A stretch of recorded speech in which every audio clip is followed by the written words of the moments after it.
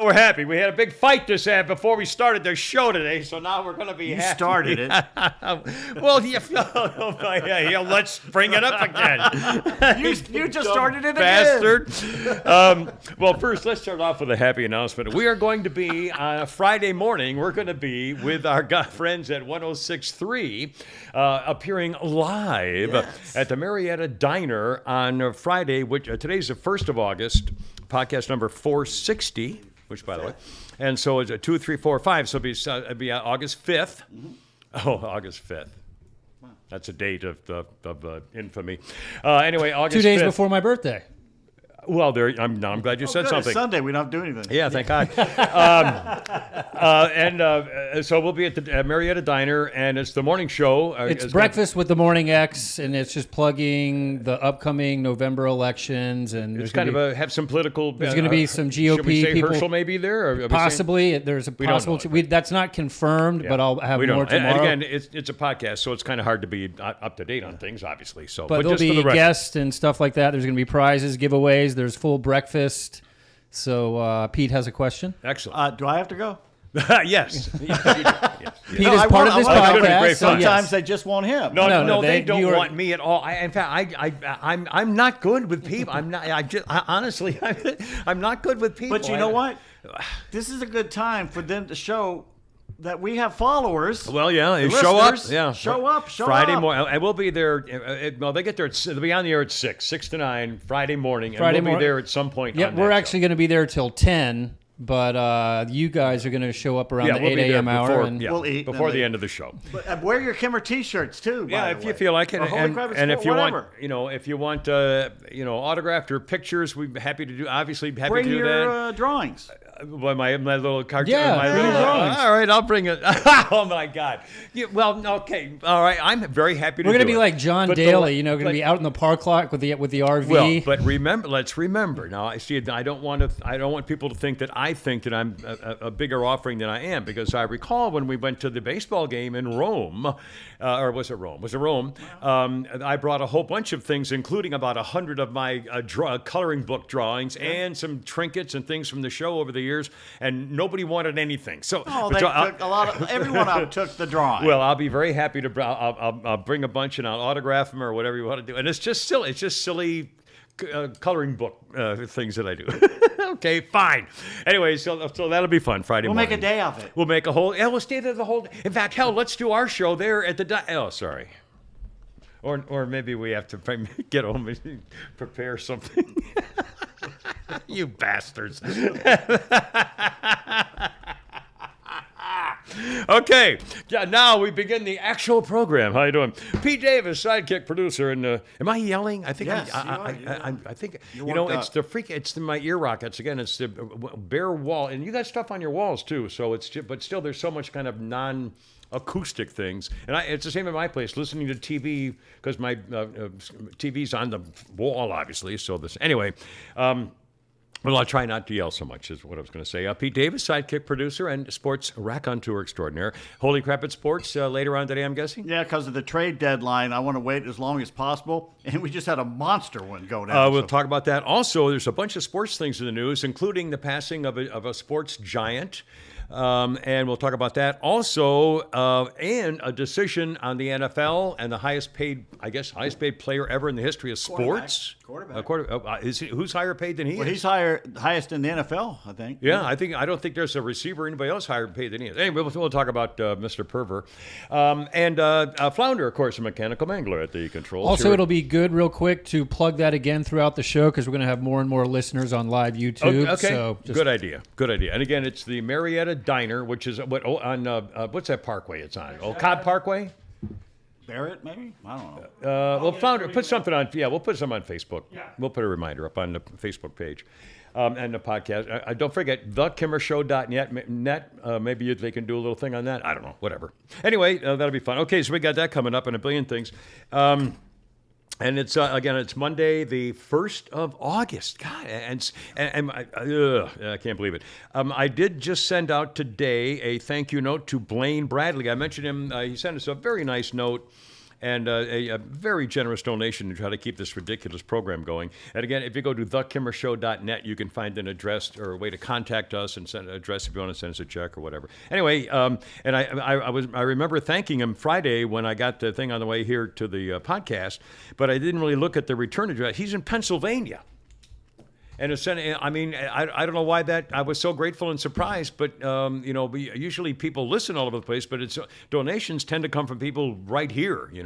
Denise is in South Carolina, but anyway, thank you, Blaine. And again, I put a thank you note in the mail today from my thank you stationery. Where's the nephew from? Denise and the nephew. The Nile is a river in Africa, but I don't know what it is. That's that old joke. Well, the woman gives birth to twins. And she goes into a coma for 3 months. Yeah. And she wakes up, and the nurse comes in and goes, well, since you were in a coma, your brother had to name your kid. Well, what do you name the girl? Denise. Oh, that's really nice. What do you name the boy? This is Denise. And this over here, Rochester. I'm in a goofy mood. I don't know what's going on. Oh, there's a million things. And in fact, we're going to talk newsy stuff. Where's Nancy? Are they going to shoot down her plane? I mean, we got a million things and big time Charlie stuff. Also, the choking tranny. We'll talk about a celebrity passing to the other side. School's back. We got a billion things, including the reporter who had to covering an execution. We got just a million weird things in the news, and some announcements on something that I really didn't care about, but you might have Music Midtown. But first, our friend, listener Kevin Hauk, one of our Delta pilot friends, sent me a weird. I think I sent it to you, forwarded it to you guys, of the cat watching a horror movie. Have you seen that? It's been around a while, but it's funny. I haven't seen it. It's pretty funny. And I guess it's a kitten, really. It's a young cat if it's not a kitten. It's just a video from face on of this cat or kitten watching a horror movie, and it's just pretty amusing. Did I send a video of the field goal girl kicker? Yeah. Oh my God! Have you seen that before? I couldn't use that. That's old too. God, how come I don't know that's old. I've never seen that one. This is, and again, it's hard to describe. And again, I'm talking about video, so forgive me. I'm not even sure how you look it up or Google it, but it's really amazing. The shot. It's a video of a girl is going to kick a football through the field goal. However, through the posts, field goal posts. What do they call them? Goal posts. Goal posts. God, I hate this. But instead of looking at the goalpost and kicking it straight on, oh, my neck, she goes to the side in line with the goalpost on the touchdown line. The touchdown line. The line, by scoring. The back line. The line in line with the field goal, the two bars of the field goal. So all you see is a straight line. You see one bar, and then behind it is the other bar. She's probably, 10 or 20 yards away from them, in line with them, and the ball's down there kicking. I guess the guy's holding it even.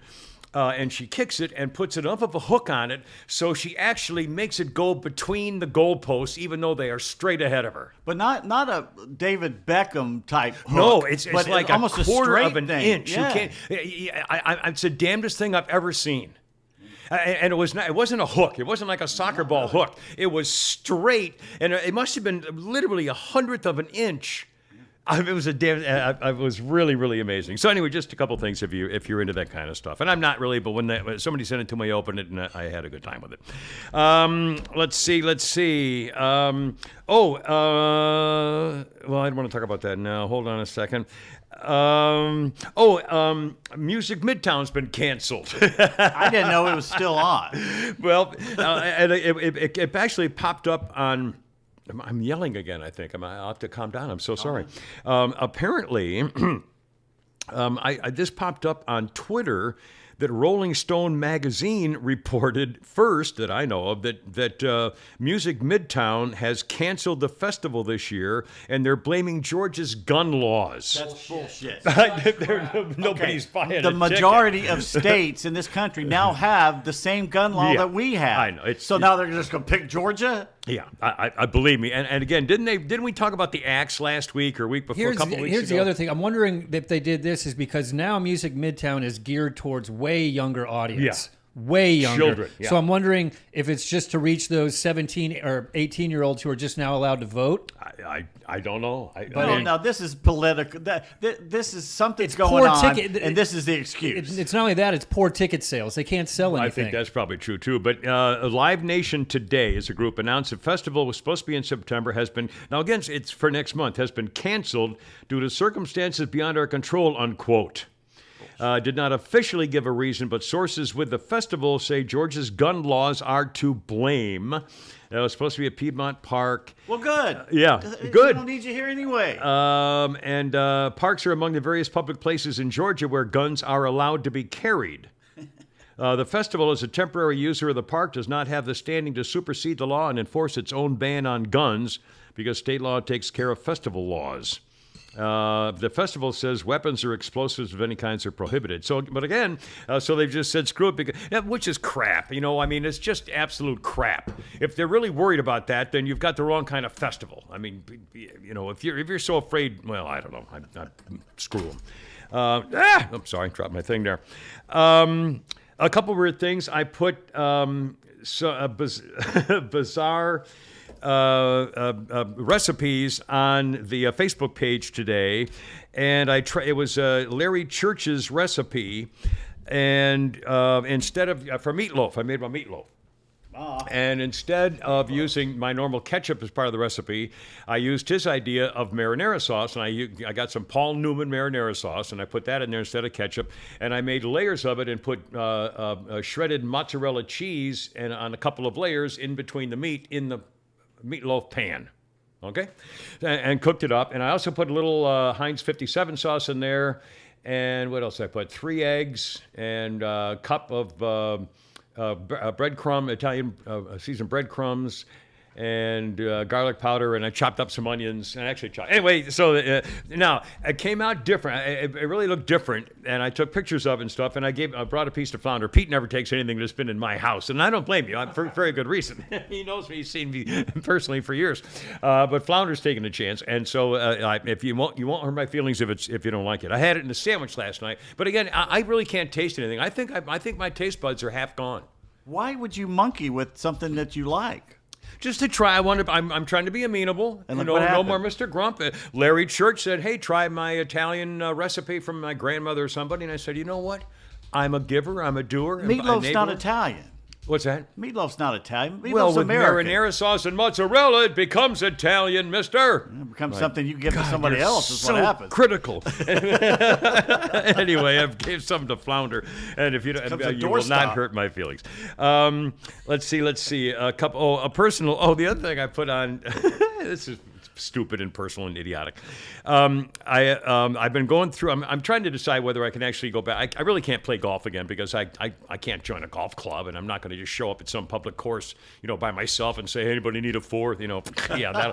I mean, really, come on. I mean, have clubs will travel. Yeah, right. I'll just go over to Chastain Park. Maybe I'll get in. I mean, I can't do it. I just can't. So, but I'm, I want to maybe hit some balls once a week or something like that. So anyway, I go through my bag, and I've got this little booklet I've had there for years in my golf bag. When I think of a swing thought, I write it down in my little booklet. Well, I took out that little booklet yesterday, and I went through it, and it's like 40 pages, and they're all almost the same thing over in just different ways of saying the same thing. You were drunk a lot, weren't you? And I posted some of the notes on Facebook, and one of the reason I'm bringing this up is I was pretty amused because one of my best friends ever, Danny McLefty, who's a PGA professional and he's been a golf guy for years and years and years. And he used to get us all this free golf. We were America's guests, and all the pro boys would say, "Hey, Sunday 10:30, sure, show up. We'll get you, no problem." It was great for you. For years, they would invite us to play. We'd play. I mean, I didn't ask them; they invited us. Anyway, and Danny and Big Dave, huge in his Dave Lavelle. We used to play every week, every Sunday, and they used to mock me because at one point I was so keyed up on swing thoughts, I would actually write a phrase such as left foot down and put it on a piece of paper and tape it with Scotch tape on the top of my driver so that I'm at a dress looking at the ball. Oh yeah, left foot down. Yeah, that's it. And man, they would laugh. I had notes on my gloves. You know, so when I grip the car, so, oh yeah, I got to get that left hand over a little bit. I mean, just stuff. Anyway, just ways of making fun of the Kimmer. But again, and Flounder being a left-hander and Danny McLefty is a left-handed professional. So at one point we're going to get together. And your dad plays at a place where Danny used to be. We played there all the time. Anyway, at a great course and great guys up there. We used to know the pros. They're just wonderful family people up there. Anyway, so I'm working on it, Flounder. I'm not sure what the future may be, but we're Maybe definitely... I can give you some tips. Because, of course, you know that I am the all-time champion of Turner Field, the closest to the pin championship. Right, and tell the story again about who happened to take your what? I was supposed to win a Shrixon driver. This was a thing for what? Tom, you got to start the whole thing. The Braves and I mean Tom Glavine was there, John Smoltz. Was it charity? I forgot. Charity. It was charity thing before Braves game at Turner Field. Right. And Tom Hughes was there, and Southside Steve was there, Larry Wax was there. I mean, it was a big crowd. It was a big crowd. And Rush Limbaugh was there. Yep. And it was basically you stood at home plate. And you got, I think, one shot, maybe Southside had like 4 mulligans. But the rest of us had one shot, and the hole was out in center field. The flag was out in center field, straight. And you get up there and you look up and you're on the jumbotron. And it's like, holy no nerves. cow. And the thing is, don't miss it, don't miss it, pressure. don't miss it. And I won it. I think Larry was second. And then I beat him. I got it closer to him. Best shot I ever hit in my life. I don't know how I did it. And so afterwards, I'm looking around. It's like, where's my driver? They gave it to Rush. They were going to give it to him anyway. So they owe you a driver. So Shrixon can kiss my ass. Well, there you are. You still owe me a driver. Still owe me a driver, mister. Anyway, that's... so if you need some tips... yeah, I do need some tips on my golf. Although, again, I'm just, I'm getting the hankering, and I don't know, whatever. Pickleball. Well, that's our future. I was in the news again. Did you see the article in New Yorker? Like a 10-page article? Have you been able to find anything out on the website? In fact, in your copious free time, why don't you look up and see if you can find some? I can't find a place to sign up. Tug, the guy on my morning show, they play, so I'll ask him in the morning. And I always stop and hit the ball at Hammond Park. And there's usually people hanging around there. Maybe I'll ask them if they're down there today. Yeah. And see. If you need a partner, I'm ready to go. Yeah, I'd love to play pickleball. Yeah, it's just the whole thing is amazing. You don't have to move around as much at this point. Yeah, that's great. I mean, you risk less injury. Did you ever play handball? I used to play handball when I was in the Marine. I don't mean squash. I mean handball. Handball, racquetball, and squash. I loved all of them. Yeah. We used to play squash. God, I played squash a lot. I used to love that game. Fast. And angles on the corners and stuff that was really, really, really fun. And you can talk about a workout, chasing that ball around in racquetball. The quick fire, I mean, you when you're firing fast, that energy really takes something out of it over the course of a tournament or something. Anyway, boom. Well, I'm going to talk sports here in a second. Also, a billion things. And a salute to Pastor Marcus coming up here in a second. Also, if you've seen the TV commercial for junk removal, why in the world would you encourage your wife to call them? It's a question. Also, some fake headlines in the Twitter account. And Pete's got some Biden trivia for you coming up here. But first, a salute to one of our longtime sponsors, a double sponsor, actually. Not only the Kimmer Show podcast, but also the Kimmer Show podcast Facebook page, our friends at Wise RV Glass, W-I-S-E, Wise RV Glass. If you have an RV, motor coach, camper, stuff like that, have any kind of a glass issue, maybe a fogged up double pane window or those hard to find one-piece flat windshields in the front, or even if it's a rear view mirror or a side mirror, or so, whatever it is, and don't say, no, they're not going to come out to fix the side. Yes, they do. That's what they do. No job is too small, and they come to you. That's the glory of it. They come to where you are. You give them a call, they'll show up. Wise RV Glass, the customer's window frame to save you time and money, all mobile service, all of North Georgia, all of Metro Atlanta. If you have one little teeny mirror thing, they'll take care of it. If you have a fleet of vehicles that got damaged in a sandstorm or something or whatever, they'll take care of you. Wise RV Glass. Here's a phone number, 470-345-6521. And on the web, wiservglass.com. Sandstorm's a big problem for But you. it could be a sandstorm. Could have been juvenile delinquents. Maybe a hailstorm. Hailstorm. I couldn't think of it. I was just. I'm going along and I'm thinking. I know this isn't right. I can't. It's not coming out. I know it's not a sandstorm. A I was Sirocco. going to say snowstorm. Again, that would be silly.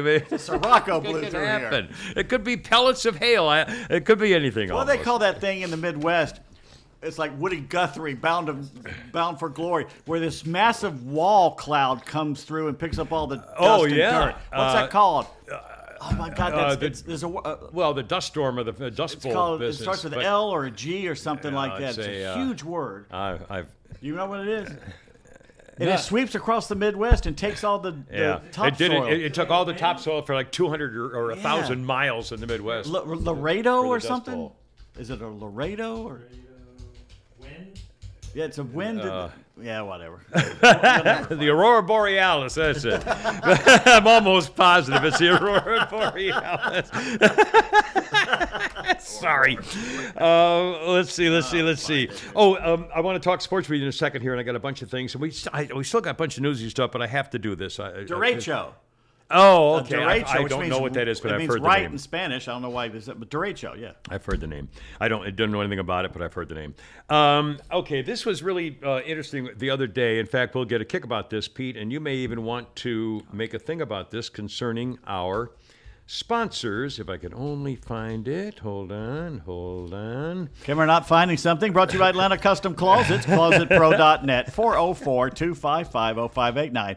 If you got closetpro.net, you got Atlanta Custom Closets, and that's who you want. Okay. Well, this is ironic because we'll get this all taken care of in one fell swoop, or is it one swell foop? I got a very nice note over the weekend from a friend of mine named Pastor Marcus. His name is Marcus. He's a pastor. He's kind of a pastor, and he had his own congregation. He does kind of fill-in pastoring and interim pastoring at churches around the area. He's a very well-known local Georgia man. And Pastor Marcus, had been filling in as interim pastor at Central Church in Douglasville. I came to know him because he's a fan of the show, and he's a minister. I mean, a real one, a real actual pastor. Not like you. And remember, not like, you and me, but remember, it was a couple of months ago when he actually sent me some audio of one of his sermons where he was talking about free speech. And he said, ladies and gentlemen, in America, we have to have the value of free speech, but it also means you have to be able to listen and not try to censor somebody if you don't agree with them. For example, there's no constitutional right. There is no right for you to never be offended. Which, of course, was my first T-shirt slogan, which I say all the time. And he sent it to me as the audio. And when he told me about it, he said, I was going to give you a plug and say this is from Farmhouse Printing Co. and the Kimmer Show podcast. But he said I was kind of afraid to do it in church. Well, guess what? He just retired Sunday. The interim pastor at Central Church in Douglasville, Pastor Marcus, that's his first name, had been there and did a great job. And so Reverend Scott Wallace, who's the actual pastor, Reverend Scott Wallace, gave Marcus a traveling cup from farmhouseprintingco.com with a Kimmer Show logo on one side and Pastor Marcus on the other. And I said, oh, geez, can I mention this on the podcast? Because I don't know whether, Pastor Scott Wallace, wants anything to do with this. And he said, no, it'd be fine. It would never be a problem. Well, then I got a note from Scott Wallace, the actual pastor, who said, we love and will miss Pastor Marcus. He's a true man of God that came to our church to fill the gap while we were without a pastor.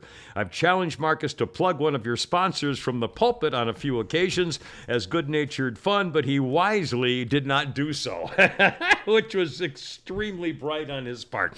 Anyway, I thought I wanted to pass that along and say congratulations, Pastor Marcus, who also is a licensed HVAC, air conditioning, and heating guy. I mean, he did that for a living, and he helped me out one time when I was in big trouble one summer thing, an emergency. Anyway, so congratulations and best wishes, and thank you for helping to plug one of our another sponsor, farmhouseprintingco.com. Let's see. Oh, speaking again, I'm sorry, there's so much personal stuff. Is this totally boring? Is this all right? Are we doing it? Oh, God, sorry. All right, so I'm watching TV. And I can't remember what channel. I was watching TV, and the commercial came on for stand-up guys junk removal. Have you seen these ads? stand-up guys junk removal, and the key of it is that they'll come and get your junk. It's a junk removal guys, and it's like 3 or 4 guys who are about 20, and they're wearing wife beater T-shirts and bandanas, and they're cool and they're macho, and they're like the Big Brother shows where they're trying to show off how macho they are, and they're laughing and joking. I mean, it's kid, you get guys goofing around with the trunk removal. Okay, so that's the whole theme of the guys, and the TV commercial is. A hot 40-ish, maybe 50-ish woman, MILF, with a husband who's way older than she is in kind of the same room, and she's throwing his stuff on the floor. You don't want these golf clubs anymore, do you, honey? And then she's going, let's call the stand-up guys. And they all of a sudden she's real flirty, going, "Ooh, here they come!" And they're going, "Oh my God!" Okay, let me get this straight. So the bitch is throwing away your stuff. So the theme of your advertising is for women who want to have flirtiness with young stud guys, rather than your husband should get rid of his crap so that you can have sex with them when they come to your house. I mean, oh my God! I mean, is that the intention? I don't know. And if I was married, and God forbid, if my wife ever said, "Oh, I should write that name down. We have a lot of junk to get rid of, honey. Maybe we should go through the garage." Something like that. You're right. Pack her stuff. She's gone. Sorry, I could have been overreaction. Sounds personal. Touched a nerve, did it? No, not me. No. Just one of my many radio stories. There's no truth in it at all. I had one girlfriend who said, "Oh, you talk about other women on the radio." I said, "Hey, whoa." I said, first of all, whatever I do on my radio show has got nothing to do with anything. Right. And I told this to, everybody important in my life. I said, okay, first of all, what I do on my show, I really mean this, it's got nothing to do with you. This is what I do for a living, and that's way aside from any of your personal stuff. I beg girlfriends not to listen. Oh, yeah, you can't. You can't do a show. You can't do a show. That's why we don't have a lot of people coming in to watch us. You can't function with an audience. I mean, with people staring at you. Oh, I didn't know you had one of those over there. I don't. Anyway, I couldn't believe that. It's called Stand Up Guys Junk Removal, and it says hot, like 40-ish something, I'm guessing. And she's hot. I mean, and she's flirty, and I couldn't believe it. Let's see. One other bizarre thing here for a second. Again, I go on, what do you call it? Twitter, like once a day or something. And I thought this was fairly amusing.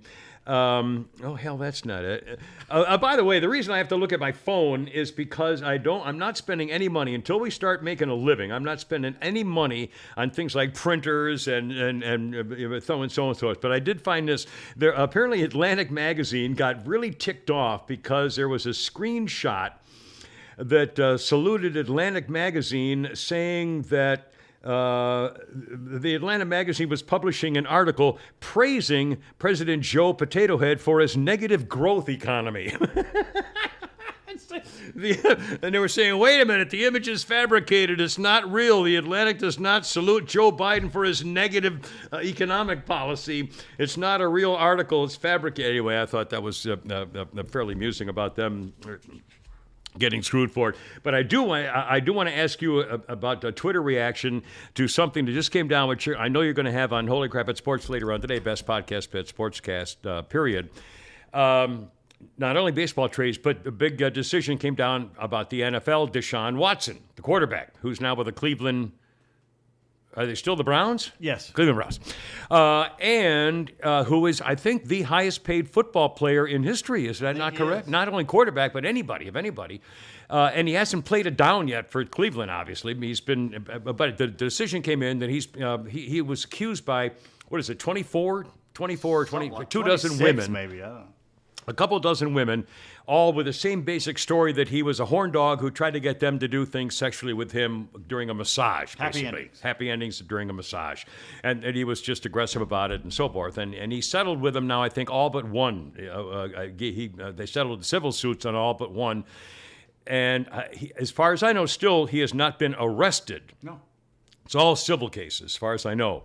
But because the NFL has a performance clause and behavioral clause in their contracts, the NFL has the right to suspend players for conduct unbecoming. And they got this girl judge who looked over everything and today announced that Deshaun Watson, the quarterback for Cleveland, will be suspended 6 games. Now, I want to ask your reaction, but first let me pass along a couple of things about some of the reactions that came in today. Oh, crap. Hold on a second. No one will be allowed to leave the podcast during the exciting moments that Kimber searches for his story. No, I don't understand why I can't find my Deshaun Watson I thought he'd get half a season at least. So, and this it's will in probably my be phone reduced. things. What the hell? Well, you thought it'd be long, Martin. Tell him why you thought. I thought it'd be longer, but then again, he was never indicted. 2 grand juries refused to indict him. He settled with most of them. He probably did things that weren't right, but he didn't do something that was violent. And he's going to have to live with this. He's lost his good name. He'll probably never get that back, no matter what he does. But he's going to be allowed to play. What gets me is I was listening to the athletes talk this morning, former NFL players. And up till now, you've always heard finding these guys doesn't do anything. Right. Taking away their playing time is where it really hurts them. Yeah. And all I heard this morning was, oh, well, he got paid all of last year and he got to sit out a year. So he wasn't punished at all. It's like, wait a minute. Up until now, it was punishment not to play. And now you're saying it was a vacation for him not to play. Yeah. Make up your mind. Well, here's some of the reaction from one guy in particular. Said Deshaun Watson 6 games, 30 sexual assault allegations. Adrian Peterson suspended 6 games. Felony child abuse. Ray Rice 2 games, domestic violence. Ezekiel Elliott 6 games, domestic violence. DeAndre Hopkins 6 games, PEDs. Calvin Ridley 17 games, betting on a game he didn't play in. That just doesn't seem right, does it? That affects money in the league. Bagongos, Yeah. he went on to say. Tyreek Hill, 0 games, child abuse and domestic violence, 0 games. Antonio Brown, 8 games, domestic violence, sexual assault. Greg Hardy, 10 games, reduced to 4, domestic violence. Kareem Hunt, 8 games, domestic violence. John Gruden, fired for private comments in emails. And Josh Gordon, multiple seasons for smoking weed. Greg Hardy threw his wife or girlfriend on a couch full of guns, I think. I mean, come on. But the thing is, now, and up till now, On the other hand, we could blame Goodell. We could blame that, but this is something the players' union and the commissioner's office said, we'll get an arbitrator and let her decide. Yeah. And she's done the same damn thing Goodell always did. Yeah. Well, again, if the rules rule, but how do you, conduct unbecoming because you were accused of something is a lot different than, the clear domestic violence where, I don't know. Up till now, if he misses all 6, he'll miss the Falcons game. How's he going to show up to work the first day? How's he going to show up? He's already done that. Well, I mean, the first game when they play this fall, when they start the football Probably season, in a and limo. quarterback Deshaun Watson. I mean, what do you Probably think's show up going to in a limo. happen? If he's in Cleveland, he'll be cheered, and if he's anywhere else, he'll be booed. You think the crowd's going to cheer him in Cleveland? Yes. Do you? Yes. Boy, I think they're going to be. I think He's there's their gonna best be an quarterback uproar. they've had since Otto Graham. What are you talking about? Well, I'll bet you Sipe. there will be a booze Kozar. coming out of the Hingadon. there may be a few, but I don't think so. Let's put Cleveland's the only place that ever had anything thrown at me. So Well, it's a rough crowd, tough room. tough crowd, Cleveland. Let's see. Well, we got a few newsy things here to do here today, including a bunch of celebrity deaths, and I want to talk some more with Pete here in a second about one of them coming up shortly. But the first one I want to talk about today is the Navajo code talker Samuel Sandoval has passed away at the age of 98. He was a wind talker. He died in New Mexico. He was one of 420 men of the Navajo Nation who were code talkers during World War II. They used the Navajo language to evade Japanese code breakers over the radio. He was in the Marines, served in 5 combat tours, Guadalcanal, Bougainville, Guam, Peleliu, and Okinawa. He was 18 when he enlisted, was honorably discharged after the war and was remembered as a loving and courageous person who sacrificed more than we will ever know to defend our homelands using, quote, our sacred Navajo language. He was awarded many times for his service and passed away at the age of 98. The quote was the famous movie The Wind Talkers, of course, with Nicolas Cage. They played an incredible role in the victories in the Pacific Theater, and they were not able to even talk about it for decades after the war. I don't think anybody even knew anything till I think the 70s. That's what what's his name? Bruce Hampton named his band. Bruce Hampton and the Code Talkers. Oh, is that right? I did not know that. Isn't it amazing that a language would be undecipherable? Yeah, I know. Well, that's amazing. Yeah. I mean, how they would couldn't the break the Japanese go code. about? Well, they're going to insert a Japanese American into the Navajo tribe to try and learn? Yeah, who's the new guy over there? Yeah, it's a little shorter than the rest of them. I don't know. Oh, mercy. Also, Nichelle Nichols passed away, Lieutenant Uhura on Star Trek, or was it Star Wars? No. I know, it's Star Trek. I never missed Star. Everybody watched Star Trek. It was only on for like 3 seasons, by the way. And nobody watched it. Oh, everybody when watched. It was first on, nobody watched it. Well, I don't know about you, but maybe it was just we watched all the reruns because it was on every week anyway for years and years.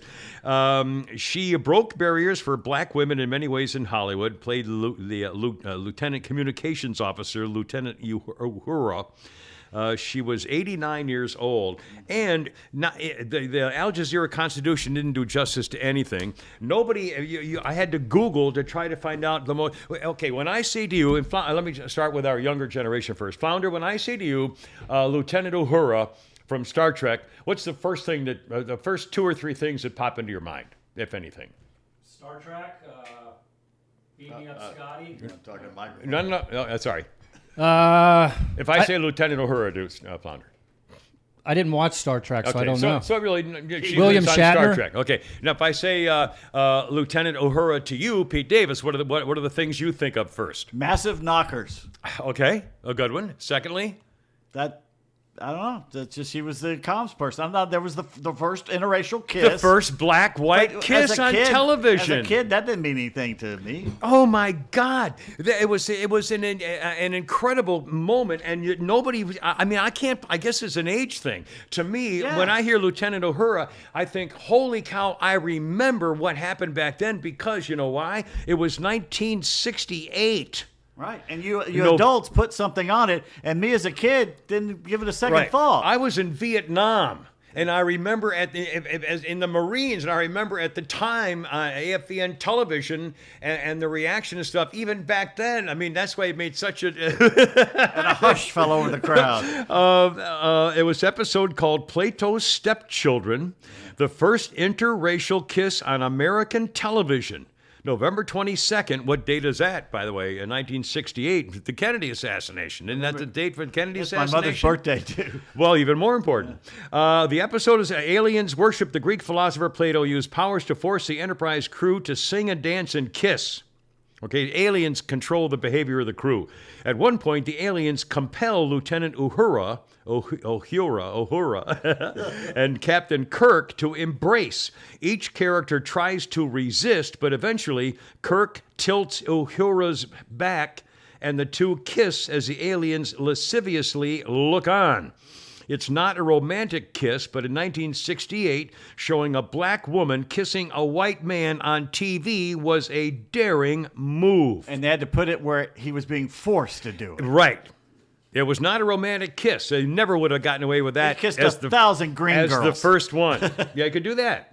The episode aired 1 year after the Supreme Court ruling in Loving versus Virginia, which struck down state laws against interracial marriage. That's why they could get away with it, and they went slowly by doing it a forced kiss. Gallup polls showed that fewer than 20% of Americans approved of black and white people getting together. 85% of Americans did not believe in interracial relationships. 1968. That was black and white. Black and white. That was pretty black and white. Spick and also span. As an historian of civil rights and media, fascinating women center, creative possibilities for more people. She leveraged her role on Star Trek to become a recruiter for NASA. Changing space programs. Her arc shows how diverse casting on the screen can have a profound impact on real life, too. She thought about quitting after the first season of Star Trek in 1967. She was offered a role on Broadway, and she started as a singer in New York and dreamed of being in the Big Apple on stage, but she went to an NAACP fundraiser in Los Angeles and ran into Martin Luther King Jr. Dr. King said to Lieutenant Uhura, "You cannot leave the show. You have opened a door," I'm quoting, "you must not leave. You have opened a door that must not be allowed to close. You changed the face of television forever. For the first time, the world sees us as we should be seen, as equals, as intelligent people. He and his family are fans of the show, and you are a hero to my children."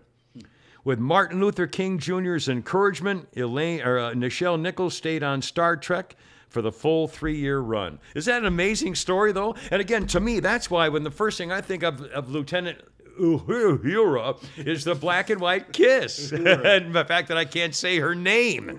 Why did they make it so hard to say? Is it Uhura or Uhura? It's like Uhura. Okay, I used to know by heart, but listen to now- you mangle it for the last 10 minutes. Thank you. I have no idea.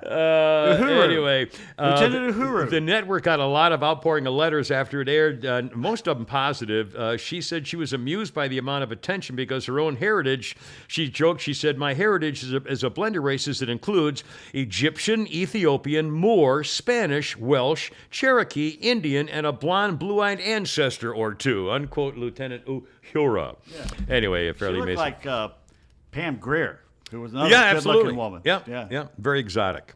Pat Carroll, you may not know that name. You know I Pat remember Carroll? Pat Carroll. Flounder, you have probably Match never Game heard of and Pat everything, Carroll. Yep. Pat Carroll was a blonde actress and comedian, really from the 40s and 50s. She worked with Sid Caesar, Steve Allen, but then she became in the 60s and 70s on shows like Too Close for Comfort, Laverne and Shirley, Love Boat, Trapper John M.D., remember that? And she did the voice of Ursula in The Little Mermaid. That's what most people remind. Yeah, that's how people know her in Ursula. most generations is Ursula. Pat Carroll was 95 years old when she passed away. You watch TV in the 60s and 70s, she was everywhere. Oh, she was everywhere, yeah. Very, very well-known comedian. Or actress as well as anything else. Okay, and Pete, let's do a little sports action here. Bill Russell passed away at the age of 88. How do you compare him as centers? Kareem and Wilt Chamberlain and Bill Russell, they said was the smartest one of them, or the most. I don't know. Wasn't he the most? If I don't want to say non-athletic, but he was supposed to be sort of the teacher or the doctor of how to play the center in basketball. Is that not true? Bob Ryan of the former Boston Globe said it best yesterday on the Red Sox game because he knew him. He said he's the greatest winner in the history of North American sports. In college, the Olympics, and the pros, Bill Russell was in 21 elimination games. Yeah. You know what his record was? Probably all of them. 21-0. Yeah. He never lost an elimination game. Babe Ruth can't say that. Joe Montana, Tom Brady, Wayne Gretzky, none of the greats can say that except him. And Wilt had more talent than him, but even Wilt talks about how he was a winner, and he would do everything you could to win. His coach at San Francisco says, "Don't leave your feet. Nobody leaves their feet to block a shot." And he's like, "No, I do." And he changed the NBA. I'm trying to. The impression I've always had of him, that everybody who knew a lot more about sports than I do, has always said he was kind of the professor. He was the one who taught people how to play the game from that position. He was not a showboat and a leaping, jumping, screaming maniac guy, but he sure knew how to play the game, and he sure knew how to, get the job done. But he was a became coach after Auerbach. Right, that's the other thing. The guy who hung up on me once. But Auerbach with his cigar. Yeah, jerk. Bill Russell, 88 years old when he passed away. Yeah. Any other things in sports? Trading deadline? No surprise about the Josh Hader just got traded from the first place Brewers to the Padres. Why the hell would the Brewers, who are up 3 games But who'd they get back in return? You know what? I haven't must seen say, who they got back in return. It doesn't matter. If you're a Brewers fan, you got to wonder, what are they building for? We're supposed to be winning now. You think we're going to be good again in 3 years? unless were they looking for something? I mean, I don't know. Unless they're searching for something, they must have gotten a deal that was too good to pass up. Now they're still talking about Shoshani or whatever his name is. Oshani may still be on the trading block. They got the Brewers got a left-handed pitcher, Taylor Rogers, a right-hander, Dinelson Lamet, who I've heard of, and two prospects, a pitcher and an outfielder for Josh Hader. Maybe he wanted to go. And someone said absolute fleece by the Padres. Everybody said, Maybe he wanted out. well, they would have to pay him after next year. They had him signed up through next year. I don't know. And they're supposed to win now. They're not going to win in the future. They're supposed to win now. Yeah, I don't get it. I don't know. That's not good. Let's see. Oh, let's do another. Other sports things on your mind, off the top of your head? They did a big thing the Giants did yesterday, and they honored Will Clark. And let me just say and all they did is wax poetic about him on ESPN and MLB Network. I will tell you this right now. He is the biggest asshole I ever dealt with in any sport. He's bigger than Dion or David Justice or Barry Bonds. Bigger than Bonds, which is amazing. The Giants had the two biggest a-holes in the history of baseball, Will Clark and him. Just a complete douchebag. And they were on a whole lot of blah, blah, blah yesterday. Yeah, he was a great ball player at times. But he wasn't a Hall of Famer. He had a couple of good years, but he was no superstar. Yeah, he hit less than 200 home runs for the Giants. I mean, come on, man. Yeah. But I mean, that's a lot, but still, I mean, come on. He had a great swing, but don't talk to me about what a man he was. I watched him make clubhouse boys cry. Just cry because he could. He was that mean and such a bully. And I've never met him, never seen him in person, but I've always heard that about him. Didn't know whether it was just the way they talk about players. Jerk. He obviously needed to be taken out back and just whooped. Yeah. And I don't think anybody had the balls to do it because he was mean. Jeez, that's a shame. Well, screw him. That's what I say. Screw kiss my entire ass. I watched that movie with what's her name in the Eddie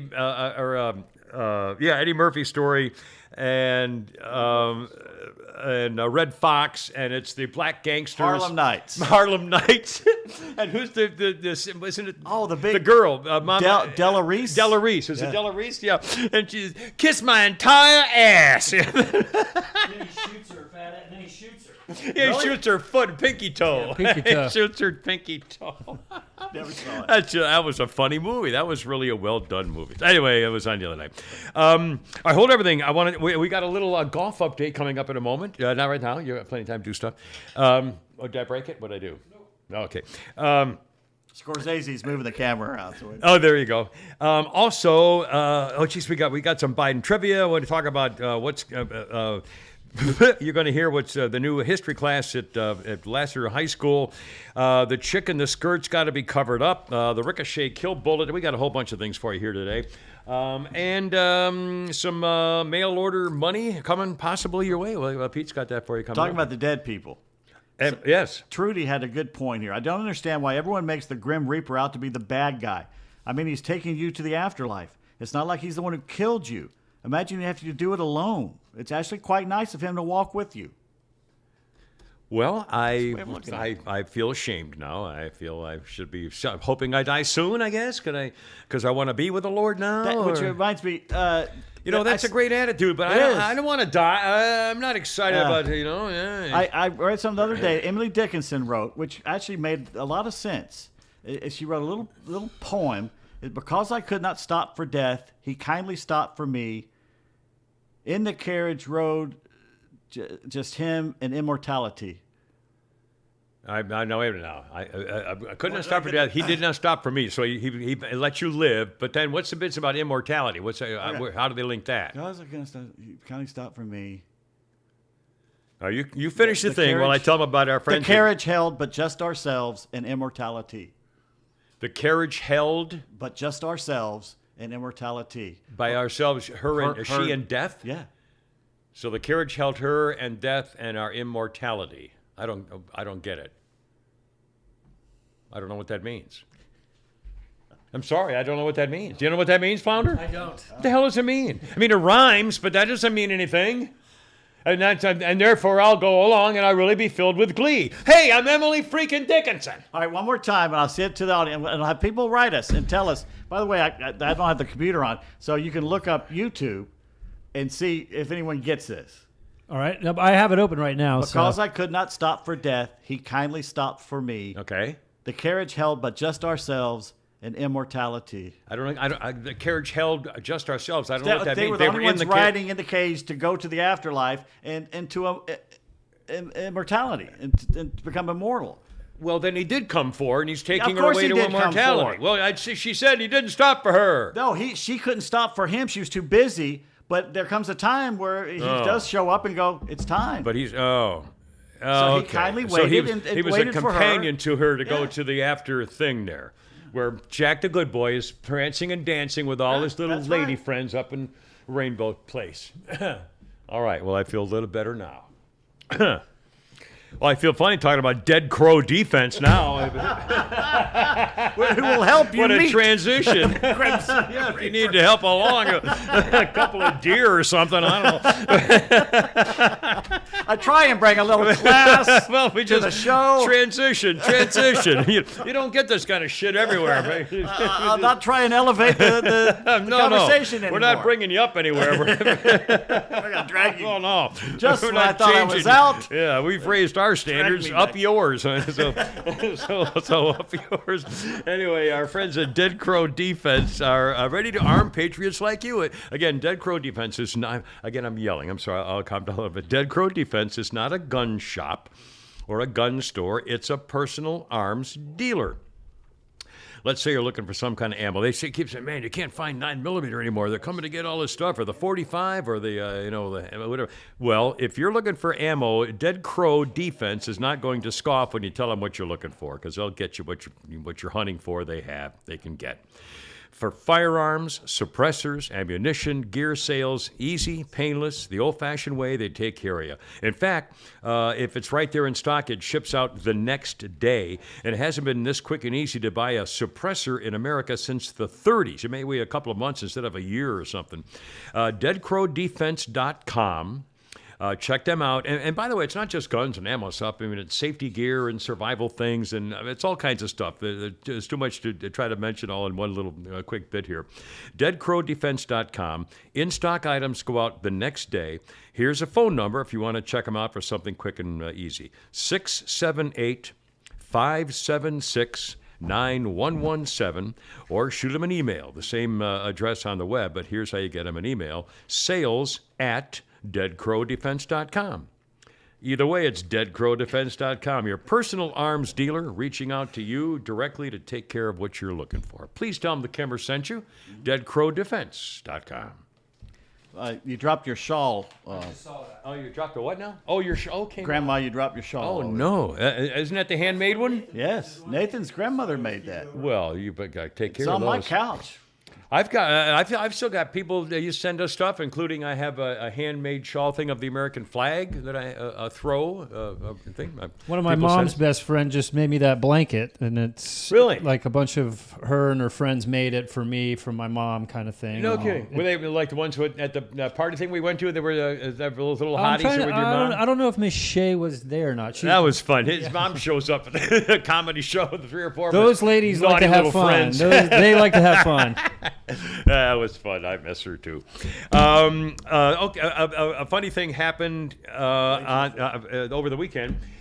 Donald Trump's golf course, it was at Bedminster or whatever, one of his golf courses, Trump National, whatever it was, had the LIV, the Live golf tournament. The Live golf organization is sponsored by Saudi Arabia and their cultural cleansing committee, where they're offering hundreds of millions of dollars to pro golfers to leave the PGA Tour and play for them to show what great world citizens they are. It works. And it's working, and more and more are dumping. Again, I just read a couple more are now leaving, and broadcasters are thinking about going to their broadcasts. I don't even think they have a network yet. I guess they're getting one, or I don't even know. But anyway, people are going over to it, and it's raising a lot of controversy.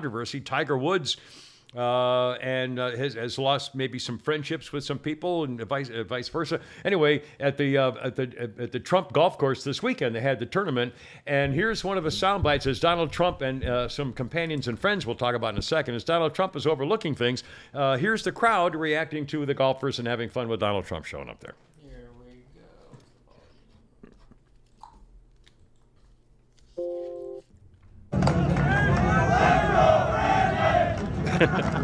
Let's go Randy! Let's go Randy!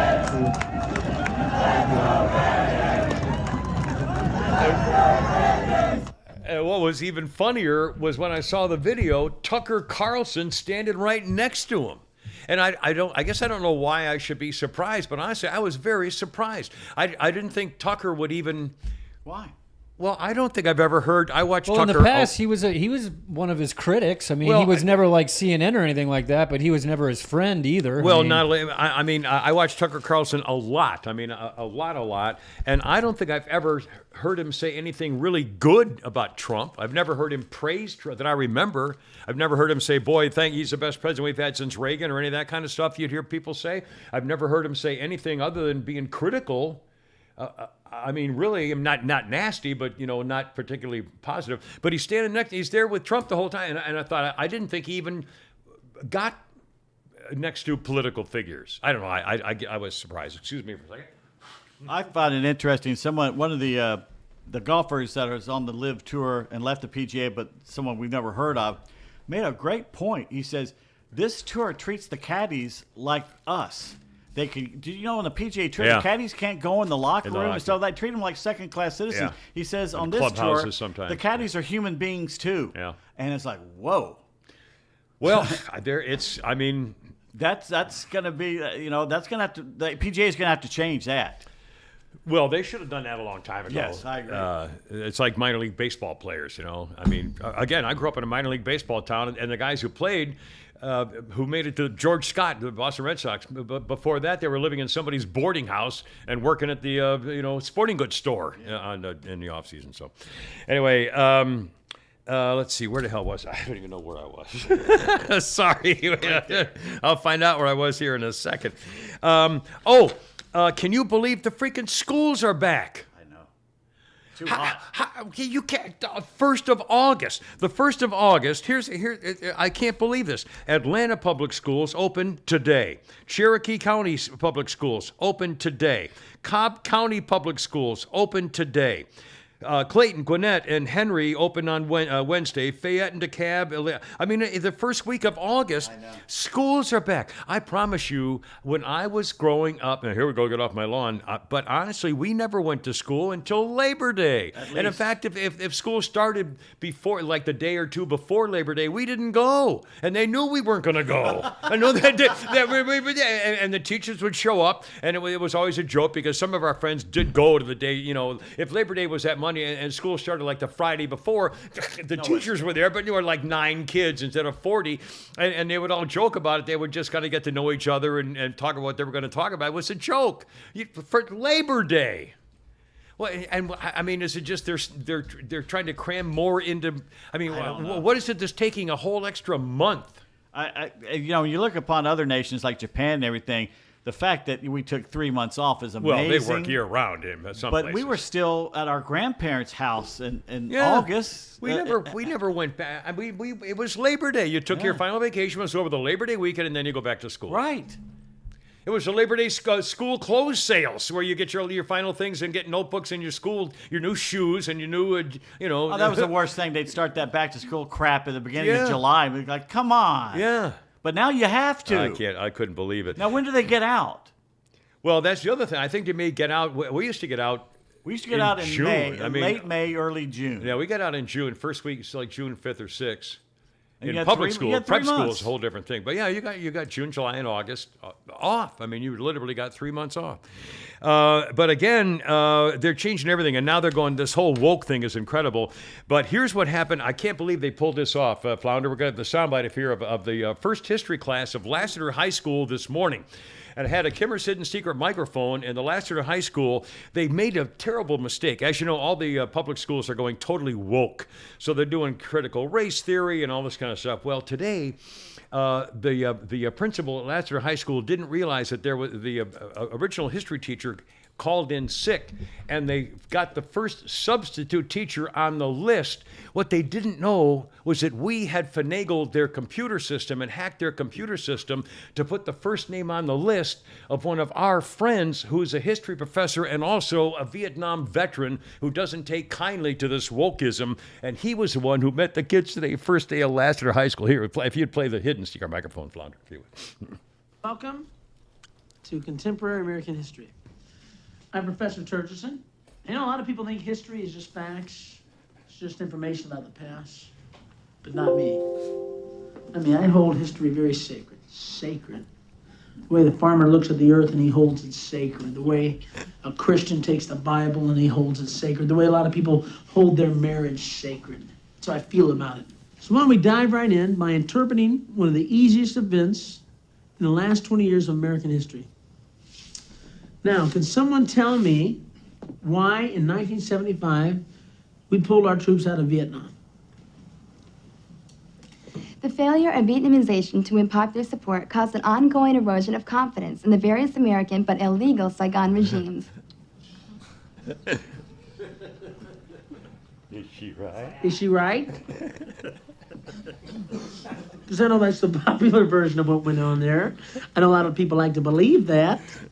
I wish I could, but I was there. I wasn't here in the classroom, hoping I was right, thinking about it. I was up to my knees in rice paddies with guns, and then we're going up against Charlie, slugging it out with him, while pussies like you were back here partying, putting headbands on, doing drugs, listening to the goddamn Beatle album. Oh! Oh! Hey, Professor, take it easy, will you? I mean, these kids, they were in grade school at the time. And me, I'm not a fighter. I'm a lover. Well, I didn't know you wanted to get involved with the discussion, Mr. Helper. But since you want to help, maybe you can help me, okay? You remember that thing we had about 30 years ago called that Korean conflict? Yeah, where we failed to achieve victory. How come we didn't cross the 38th parallel and push those rice eaters back to the Great Wall of China and take the Berkeley and nuke them back into the fucking Stone Age River? How come? Tell me why! Say it! Say it! All right, I'll say it. Because Truman was too much of a pussy wimp to let MacArthur go in there and blow out those commie bastards. Good answer. Yeah, I like the way. Good answer. I like the way you think. First day of history at Lassiter High School today. What a genius. Incredible. What a genius he was. And he was a minister. I mean, he was a preacher, really a preacher. Very religious family, like evangelical type family. And I don't know what, I've forgotten, I've read all Drugs. about it. But was it that something happened where he finally said, I can't do it, I'm going to start making fun of this instead. He liked women and drugs too much. I guess that was it. But I don't know whether it was some hot chick turned him on or something. I mean, I don't know. Something happened that he said he changed, he went the other way. And he was very conscious of the fact that he was, mocking religion in many ways, and I think he was nervous about it. But the story when he got killed by the accident, the guy who killed him first was celebrating. I killed Sam Kinison, having a good time about it. But then he said, one of the witnesses said that Sam Kinison was on the ground, and they were looking, trying to help him. He was on the ground, and he said, I don't want to die. I don't want to die. Oh, okay. And died. Like he was communicating with somebody. They heard he was saying it out loud, and Maybe it was the Grim Reaper. it could have been it could have been getting in the carriage together and going off into eternity or immortality. I guess I'm going to, by God, I'm going to get a cat and call her Emily Dickinson. I swear to God. ED. I don't know if she call her ED. I'm not sure I'd want to. Anyway. What do you call your cat ED? Yeah, gee golly, let's gee Wally. Let's see. A couple things in the news as we go along the actual newsiness here. Where's Nancy? Who? Nancy Pelosi. As we speak, of course, it's a podcast, so it's not a newscast for updates and so forth, but as we speak, Nancy Pelosi is over in Asia somewhere. We still don't know whether she's going to be going to Taiwan. And do I understand?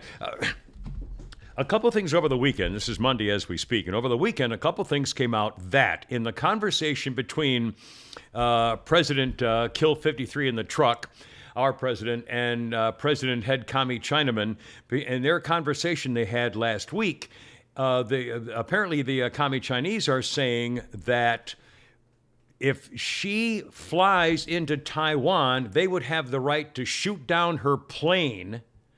And do I understand that somebody revealed that the head Kami Chinaman actually threatened Joe Biden's life in the conversation?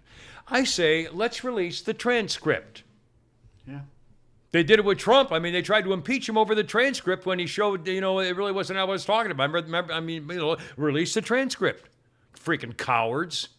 You think President Potato Head can actually hold his own in a conversation with any other world leader? Or hell, with the head of the Boy Scouts, head of the Chamber of Commerce, and pick somebody. Anybody, any head of any organization needs to be a freaking disaster. Anyway, where's Nancy? And by the way, if that was true, if there had been a conversation where the head Kami Chinaman had actually said, well, we have the ability and we will not hesitate to shoot down her plane if she goes to Taiwan, he should have immediately stepped up, left the table, maybe after punching him in the nose, and then saying, go kiss my ass, and walked out of the meeting. Of course, he was on the phone. But still, my meeting, figuratively, I've said, that's it.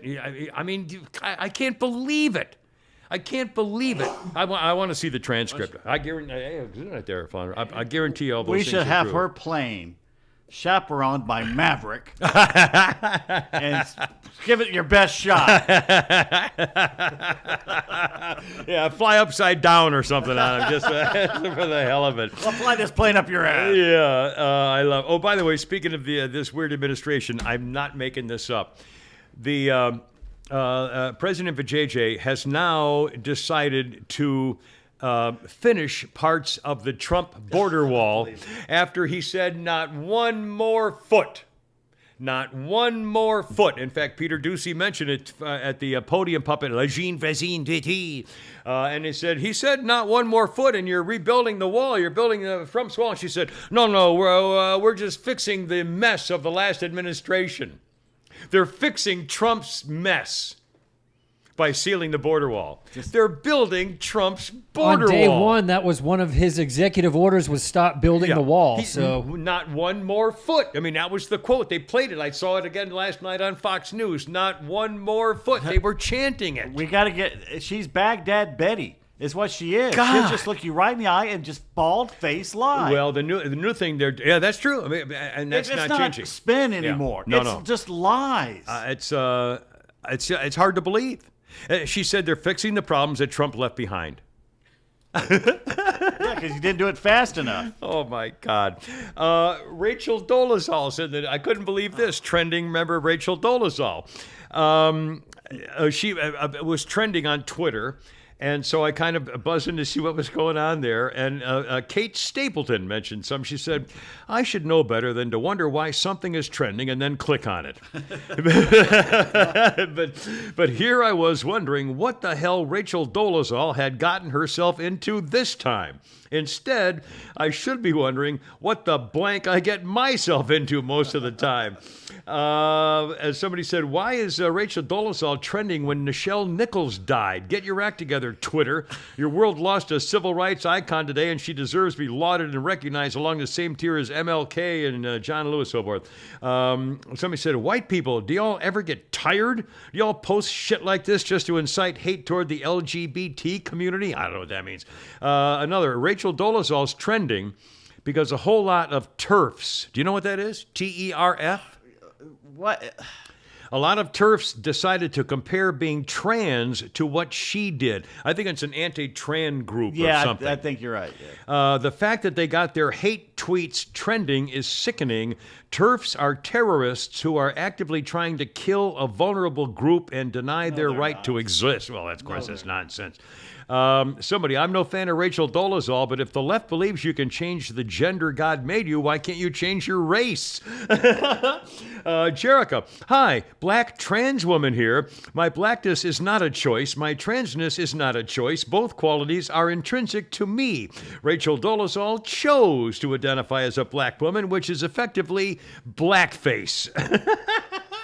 Rachel Dolezal had more of a connection with the black community through her DNA than any man claiming to be a woman has with actual women. I mean, on and on. I mean, oh my God. And I finally had to stop. I just stop. Stop. It's literally, it's Alice in Wonderland. It's a rabbit hole, and you never get out of it. You can't do it. You can't. You go all the way to China. Oh, China. Lordy. China. I kind of miss him saying China. We heard that our whole life. If you dug a hole straight down in the U.S., where you'd end up? Here. No, in the Indian Ocean. Oh. You wouldn't be in China. I wouldn't be in China at all. Miss it by 20 miles. Mr. Geography. Yeah, seriously. You missed that day, didn't you? Yeah. I was sad at the chicken pox. That whole week was bad. A couple of little weirdo newsy things here today as well. The San Francisco Board of Supervisors president says, I'm not quitting. I don't care how bad I was and what you think about me. Shaman Walton, who is a black guy, the head of the San Francisco Democratic Board of Supervisors, or City Council, is accused of using a racial slur against a black cadet while going through security at City Hall. Walton, the black supervisor president, the head of the city council president, black guy, grew frustrated that the cadet made him take off his belt and go through the metal detector rather than wand him. He got very angry with the cadet, who is black, and said, it's N-words like you that looks like me that's always a problem. Referring to security protocols with some N-word, S-word several times, yelling at the black cadet. He's not facing any formal problems with it. He said he admits using the N-word several times against the cadet, but explained to the reporter, who's white, how he believed the way he had used it could be defended, mistreating and targeting him as a retaliation for legislation. The cadet's name was redacted in memos, identifying himself as somebody entirely different. I don't know. He said, I'm going to whoop your ass. At a security checkpoint. Why do we care? Just phonies. I hate all of these people. Quick thing, speaking of phonies, who didn't know this was going to happen? A transgender cheerleader, a male, who says he's a girl, was at Texas cheerleading camp. And he has been officially retired because he says a girl on the team was being very disrespectful and told me that I'm a man with a penis and that guys should not be on the team. That's right. The cheerleader Avery Medlock wrote, I stood up for myself and she called her mom and dad because she was scared because I stood up for myself. Her father said she still has testosterone and a penis and I'll kill anybody who comes after my daughter. It was at Ranger College where their cheerleading team was meeting for whatever. The boy-girl cheerleader says a teammate made transphobic and racist remarks before the fight. Cell phone showed other cheerleaders hiding in a room because they were scared of this boy-girl. The father of the girl says he apparently choked the other girl, the man's daughter. And she started pushing for police to release the body camera footage. It turned out to be 1 o'clock in the morning. They were hiding in the bathroom, scared with the other girls because this guy was, he was in a physical confrontation with the other cheerleader. He tried to make it all to seem like some kind of a joke. But anyway, I mean, who didn't think there was going to be a problem when you have a guy in cheerleader camp? Yeah. In the camp. I mean, not just showing up after school in the classroom and meeting in the classroom. I mean, in the camp. Freaking idiots. Anyway. And speaking of chicks, hold on a second here. I got another. Oops, I haven't got it on this way. I'm almost got it, and I've got it. This was rather a bizarre situation in an Alabama prison. A journalist for an Alabama-based news outlet named Ivana Hinku went to Atmore, Alabama to cover the execution of a death row inmate named Joe James. Prison officials told her when she arrived she cannot view the execution. She was violating their dress code. Her skirt was too short for her to be able to watch an execution. She says, I'm 5'10" in my heels. I'm tall and long-legged. I try to pull my skirt up my hips to make the skirt longer, but I was told it was still not appropriate. So a photographer from the TV station offered her his rain gear. So she put on his drain wading pants over her skirt, and then the prison official said, well, that's not enough. She said, what are you talking about? He says, well, you still have high heels with open toes. We can see your toes. So she had to go to the car and get a pair of tennis shoes out of her trunk to wear with the waiter pants so she could watch the execution. And she says, this is a sexist, unacceptable, egregious breach of professional conduct. She was wearing a skirt and high heels to watch a guy be executed. Anyway, here we are. It's definitely not one word. A funny story, though, which is kind of funny in a rather non-funny way. In Texas, Dallas police went to a shooting call 11 o'clock in the morning over the weekend, a medical district apartment complex. A Texas man shot a woman in the neck. 26-year-old Byron Redmond shot a woman in the neck. The bullet went through her neck, ricocheted, and hit him in the leg, severing an artery, and he died. Which I think is fairly amusing, by the way. Kimmer's Police Blotter, brought to you by FarmhousePrintingCo.com. We print custom shirts and hats and signs and items. No minimum order, no setup fees, promo items as well. And now with laser engraving, you want a Kimmer Show t-shirt, a Holy Crap Sports t-shirt, this is the place to go. If you have something you want to put on a t-shirt or a thermos, a very special thermos, or a coffee mug or tumbler, this is the place to do it. FarmhousePrintingCo.com. In fact, again, Farmhouse Printing Co. was where our minister-pastor friend got the mug to celebrate being an interim pastor at Sutter Church in Douglas. And speaking of which, yes, there's something here I wanted to mention here. All right, because we're talking in fact, about I've got Farmhouse. two more pictures of my daughter Jennifer with horses that I'm going to put on stuff from FarmhousePrintingCo.com. And again, if you have a picture of something in your phone that you say, boy, I'd love this on a T-shirt one day, send it to them and they'll do it. I mean, that's what they do. Tyler says, hey, Pete, I wanted to give a shout out to Eric at Farmhouse Printing Co. Ordered a custom hat from him. He got it out quickly and got it exactly how I wanted. It's a nice little Georgia Bulldog thing on there. And he says, I should get one. And I said, if I put anything with a bulldog on it, my head will explode. So he says, but it's the nice ones. It's the Georgia Bulldogs. There you go. If you're an SEC fan, you don't put another SEC team's hat Something's going to happen. You can't do it. Yeah, you can't drive around. But they're nice hats here. They're very nice hats. And Farmhouse. And again, they'll do one picture at a time. They'll be very happy to do that for you. Coming up, some Biden trivia and also how to make $1 million in the mail or something Pete's going to tell us about. First, just a quick thing update. Jon Stewart is still, trying to... I mean, I like Jon Stewart's talent. I think he was a very creative TV guy on his cable show for years and years. And he's got talent, obviously. But he's a screaming biased leftist, and he made a huge international storm about Republicans blocking the burn pit bill in Congress. Well, it turns out they blocked it because the Democrats deliberately tried to sneak in a clause in there so they could use the money to do any damn thing they wanted to. And Republicans said, no, you're not going to do that until you fix it. So they finally fixed it, and now they're voting on it, and they're going to pass it. It'll be everybody's going to vote for it. They're all in favor of it. But the Democrats tried to do another sneaky move so that Jon Stewart and people like him could complain about Republicans. And it was a gimmick. And again, this is why I see these dirty tricks. It happened with the minute that Donald Trump was coming down that escalator, the Democrats as a group decided we need to do everything we can to get him and stop outsiders like Donald Trump from ever getting power again. The swamp got bigger and bigger because of Donald Trump. They've been doing things every day for 5 years.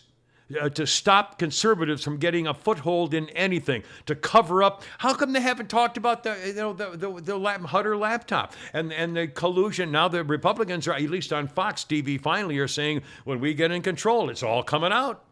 And nothing will happen. And nothing will happen. But again, the Jon Stewart thing, I mean, because he attacked the Republicans. The Democrats put $400 billion on top of that thing, and it's pork. Yeah. Basically pork to buy votes. Right. And the Republicans did the right thing. Instead of attacking the Republicans, maybe Jon Stewart should attack the Democrats for taking an issue as important as the burn pits and attaching $400 billion of pork to it. Again, the means, the end justifies the means. They will do anything to stop people like Donald Trump and other conservatives from getting power in Washington. They'll lie, they'll cheat. They just pulled this stunt. I mean, using veterans, burn pit people. I mean, you know, if you, it makes me so freaking angry for people who especially were there. You know, these are serious issues. I feel totally abandoned by, you know, the VA. My knees in a rice paddy. I'm not. You know, I'm not. The funny thing is over the weekend, Ted Cruz did a video on Twitter and called Jon Stewart out. But of course, if you look at all the comments, it's all leftists. Yeah, right, exactly. And again, it's so freaking offensive. You know, using victims of the burn pits in the war, for God's sakes, to try to make your liberal point. I mean, it's immoral. It's unconscionable. They're our enemies. And I'm telling you, we need to cheat, lie, steal anything to stop them. There are no rules. This is not the Geneva Convention in politics. There's no such thing. They'll do anything. They're doing. You've seen it. The lies about impeachment, the Russian collusion. I mean, come on, 5 years, 6 years now it's been going on. The Marcus of Queensberry rules are out the window. That's gone. One more thing. Apparently, the State Ethics Commission is investigating today, starting hearings today, about Stakey, the Kool-Aid monster, Abraham, misusing her organizations to raise millions of dollars and basically steal it and use it to get around the rules of politics, which is hardly surprising. Excuse me. All right, hold everything. Okay, we got so much more to talk about. I want to talk. Pete's got a way for us to make millions of dollars by the mail. When you hear this idea, you will.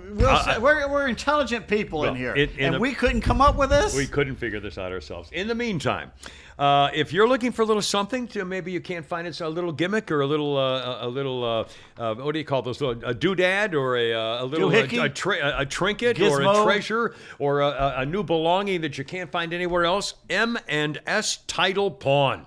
I tell you what, these people, they've got stuff up there. Well, you got to check it out. M&S Title Pawn. I say it that way because it's actually letters, the letter M, and then the letter S, which is why it's called M&S Title Pawn, because it's not the word M&S, okay, just for the record. M&S Title Pawn in beautiful Bremen, Georgia, 306 Laurel Street, Suite A. Open Monday through Saturday. Love to see you there in person at M&S Title Pawn in Bremen on Laurel Street. They're also got a phone. They'll have to answer the phone, see if they can help you what you're looking for. Here's a number, 678-821-3337. That's M&S Title Pawn in Bremen. And by the way, on the web, you can get them by spelling M and S together, so it comes out manstitle.com, M-A-N-D-S title.com. That's M&S Title in Bremen. Quick funny story. Did you guys get any bad rain Friday night? Yes. Oh my God. Okay. A booming one. The storm was literally on top of my apartment complex. Really? There was three thunders immediately. So something on Riverside Drive got struck by lightning, but it started pouring, and it was around 1 o'clock, and my bed is right next to my window to the parking lot. And so around 1:14, I started hearing this fucking And I'm like, what is that? And I heard it again. I look outside. There's this fucking guy just hauling ass to his car because his windows were open. Son of a bitch. He just kept on. That's not a good. Oh, you remember Kathy Fishman? You won't me. Do you remember Kathy Fishman? We worked together years and years and years ago in the 80s, early 90s, I guess. And her next door neighbor wanted to borrow her brand new. Kathy bought a brand new Jaguar, brand new 4-door Jaguar car, beautiful car. And her next door neighbor wanted to borrow it. Or no, I beg your pardon. Kathy was going out of town and gave her neighbor the keys because he said, "If I need, can I borrow your car when you do it?" She said, "Sure." So he took the car out. Went to some nightclub, got picked up by some other guy, and spent the night at the other guy's house, left the car at the nightclub with the windows down in a thunderstorm. And the next day when he got the car, she came back into town and the car's in her driveway soaking in the interior. I mean, flooded entirely in the interior, and he tried to claim that I don't know, it must have been a leak or something. I mean, it was not. Oh man, brand new Jaguar, all 4 windows down, flooded from the storm. Not a happy story. Catman. Kimmer, why don't you go ahead and plug Friday morning again real quick? Okie dokie, I would be very happy to. In fact, Flounder's actually written up a promo. I didn't write that. The good old Mike Key wrote that up. Okay. Anyway, we are going to join Tug, Rhino, Los, and Flounder. They call him Los, right? Not Los. So Front office Los, Carlos Medina.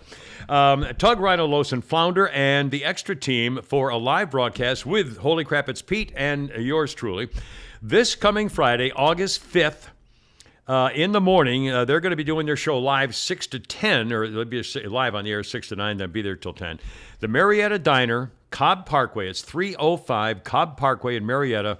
The morning show, 6 to 10 in the morning, they'll be there, and we'll be there with them for part of that on the morning show, Friday morning, 106.3, Marietta Diner in Marietta. Wear your Kimmer Show T-shirt. That's right. Yeah, I'll try to remind me to bring. I'll bring a bunch of coloring book pages, or maybe some other trinkets. Would people get offended if I bring trinkets that they give me over the years? Don't bring it inside.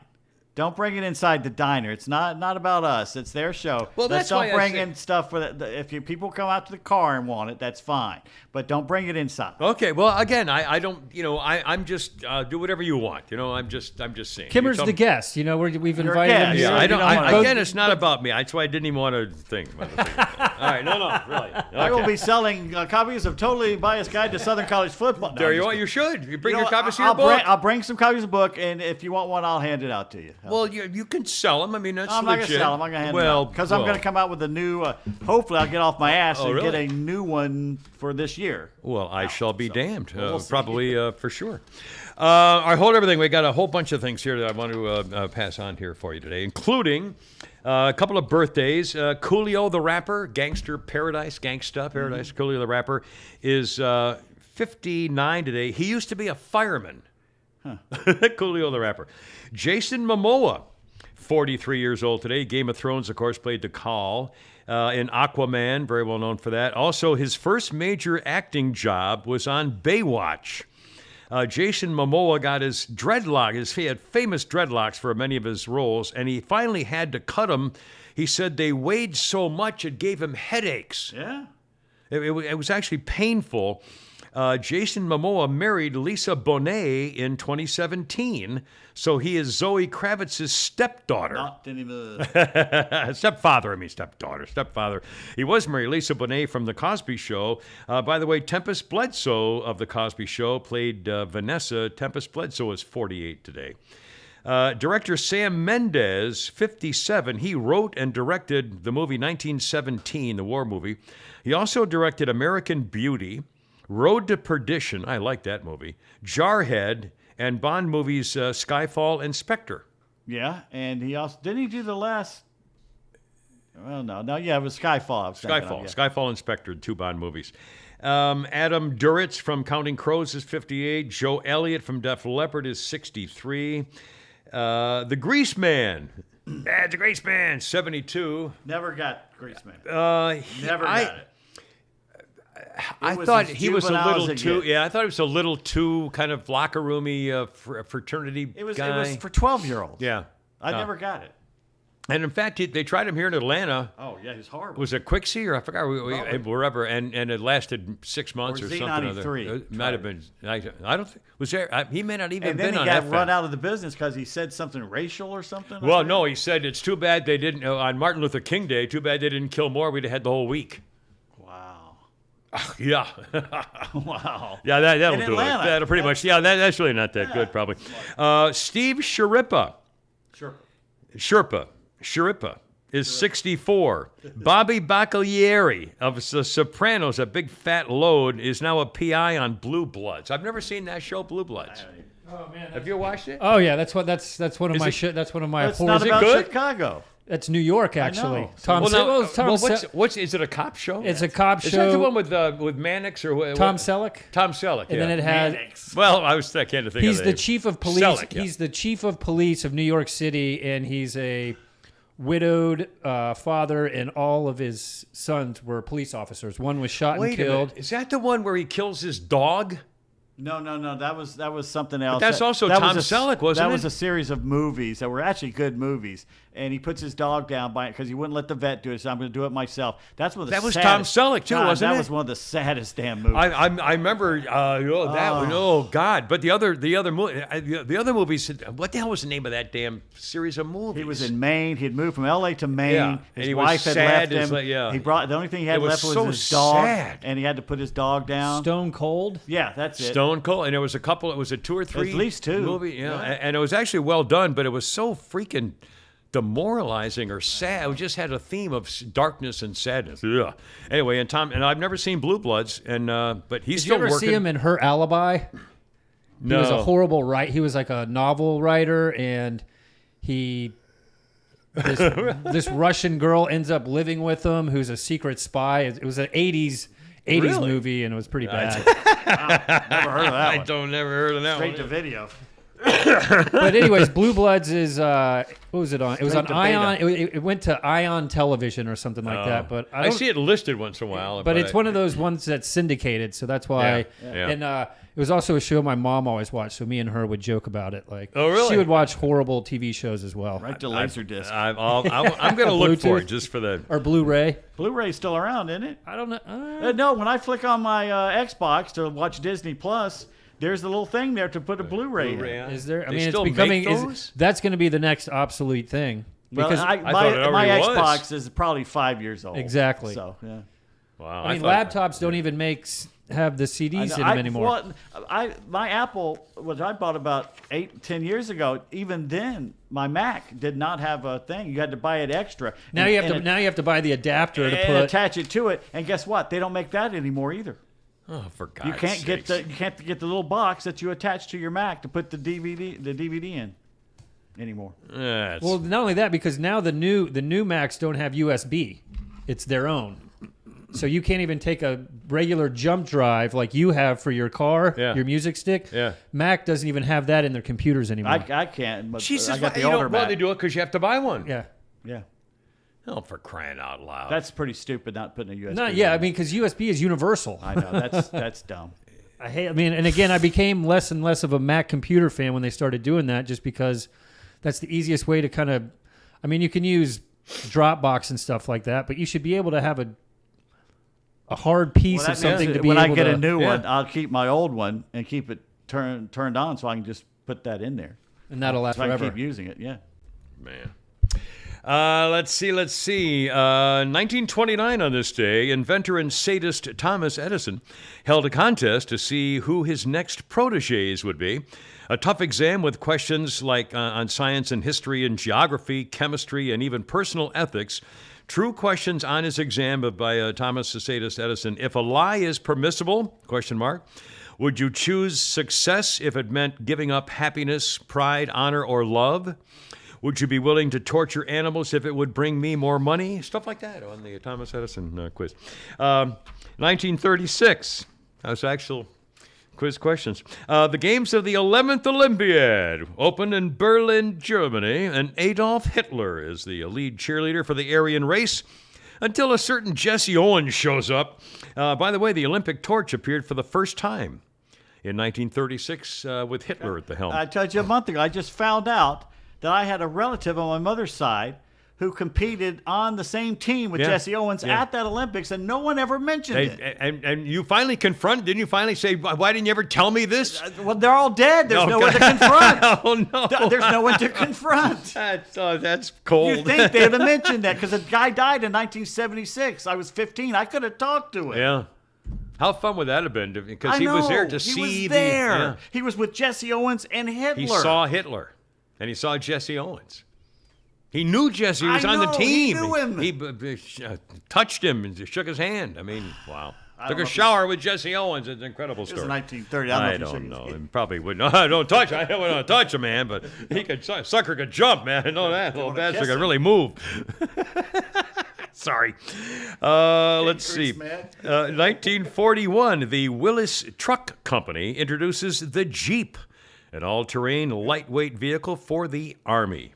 And they made a mini Jeep, too, which was so teeny. I drove one a couple times in the Marines. Just a little bitty, teeny you little used to be able to write them, and they would send you a big wooden crate, and you put it together. And you put it in your own Jeep together. It's still in the crate, still ready to go, And I think you probably still, I bet there's still some there you could get if you know, who. I don't think they'd be street legal.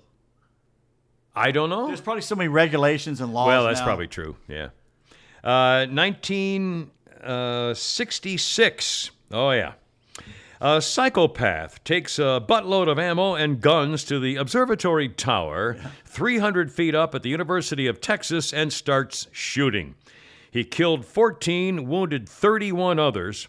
The night before, he had killed his wife and mother, and he had warned his shrink for months, I'm going to do something like this. I'm going to go into a tower and start killing people. Police in Austin, Texas, finally went up the stairs to finally kill Charles Whitman. What was he, an Army guy? I can't remember. I think a Boy Scout. I thought he was a Marine. Scientist. Oh, yeah, that's right. He was an a Marine. ex-Marine. I can't remember what I guess. He basically, he would only pick out certain people to shoot. Yeah. It was kind of like a Whitman sampler. Oh. By the way, trivia. Too soon? Trivia. One of the first serious adult roles for Kurt Russell. It was a TV movie, and he was great in it. Yeah. Great, and it showed people he could act. Really? He wasn't just the Disney boy, the teenager. And that was he played Whitman? He played Whitman. Wow, I didn't know that. Let's see, 1994. Whitman sampler. 1994. I went a couple of years ago. I remember every once in a while I'd buy one of those stupid boxes of Whitman sampler. They're fun. I mean, I wonder what this is. Of course you can read the box, but remember you used to have the Hall Brock's candy. And you get the bridge mix. Right. Yeah, I know. And, damn! It's a raisin again. I hated the raisins. I hate raisins. Let's see. 1994. Michael Jackson, the king of pop, and Lisa Marie, the daughter of the king of rock, revealed they had been married for 11 weeks. 1994, Michael was 35, she was 26. And in 1986, John McEnroe and Tatum O'Neal got hitched the same day. 1943, in the Solomon Islands, the Japanese destroyer Amagiri sank the American torpedo boat PT-109 under the command of one Lieutenant John F. Kennedy. 11 of the 13 people on the boat survived, and Kennedy was called something up here. I was going to actually ask Flounder to play the song by the sausage guy Jimmy Dean, PT-109. Really? Yeah. Was it actually a rock hit song? He saved at least two of them swimming in the middle. Yeah, he did. He saved two guys, and it was awarded for it. Yeah. And by the way, he was never the same. And in fact, he was on pain pills, bad pain pills, addiction the rest of his life. Yeah. I mean, famous stories of him not sleeping and being in agony all the time. And, back pain can be as bad as it gets. Music history, in 1981, MTV begins airing its wants to play music videos, 1981. You know the first video? Shock the Monkey? Nope. Oh, no. Video killed the radio star. By the Buggles. Do you know? Yep. Do you know the first words out of the mouth of the first person to speak on the first MTV show when Video Killed the Radio Star? No, I do not. The first words were, "Ladies and gentlemen, rock and roll. Who said What more do you need to say? I don't know who said it. I should have looked that up. But I didn't, and I'm bad. Flounder can look it up right now. While I tell you about our friends at Swap My Whip. Now, this is really important. Let's say you're driving your car. You're driving your car. No, sorry, let's all say it as a manner of speaking. And you're thinking, you know, I really want another car. I've always wanted to get a so-and-so, but you don't want to go to a dealer and all that kind of stuff. Look for someone like you who's maybe of a mind to swap your whip. The whip, of course, is a colloquial phrase for a car or a ride. SwapMyWhip.com to find like-minded car owners when you don't want to deal with a dealership or a used car salesman or a middleman or anything else. Avoid the whole deal. SwapMyWhip.com and see who's out there. And you son of a gun, I mean, there are people who say, oh my God, I've always wanted one of those. And this is about getting cut, boom, bam, you're in. You might yourself a whole new ride without going to any kind of a dealership thing. And it's not just your car. It could be maybe a boat, a jet ski. You get the idea. SwapMyWhip.com. And if you use the coupon code KIMMER, KIMMER, you get 180 days of free premium listings on SwapMyWhip.com. And now, back to the actual program. Coming up, some Biden trivia and the millionaire by mail. But first, 1984. Was it 84 or 64? 1964. 1964. Billboard magazine reports, thanks to Bob Dylan, Stevie Wonder, the Rolling Stones, and the Beatles, the harmonica is making a comeback. Yes. In 1966, you heard it more and more on actual rock and roll music. 2013, American Idol star Kelly Clarkson got a royal snub when the British government tried to rob her at the border. Kelly Clarkson had bought a rare turquoise and gold ring at an auction for $250,000. But the ring once belonged to Jane Austen, some sort of a British nobody. I don't know what she always Like ever heard. Emily Dickinson, she wrote. She was a something. A writer. Nobody heard of. I don't know. They said she's some big muckety-muck Jane Austen schmustin. So the British cultural minister. Can you imagine we have one of those? Can you imagine an American cultural minister? At McDonald's. That's where they have their headquarters. The British cultural minister tried to take it back, saying it was a treasure that needed to be saved for our nation. Yeah? She bought it. It was for sale. Anyway. What happened? I don't know. I didn't look it up. What the hell? That's two stories in a row. You didn't follow up. She got the ring. All right. 2007, a British collector got the winning bid at auction for John Lennon's famous granny glasses. 2007, the British collector got it. The sunglasses were from one of the Beatles' last concerts. They were expected to fetch $1 million or more. The auctioneer refused to say what the final figure was or where it went to. Lennon had given the sunglasses to his Japanese interpreter in 1966. When Lennon died, the interpreter took out the lenses, and these glasses sold at auction in 2007. 1971, the premiere of the Sonny and Cher Comedy Hour. Sonny and Cher had stopped producing single records in 1971, so they decided to just take it on the road.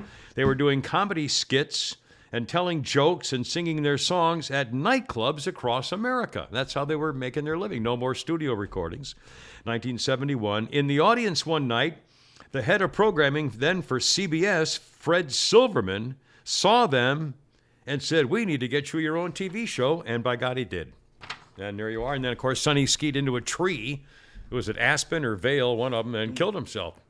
He did his George of the Jungle, yeah. I damn near died skiing, doing the same thing. I slammed into a snowbank and hit myself so hard I knocked myself out and lost my poles.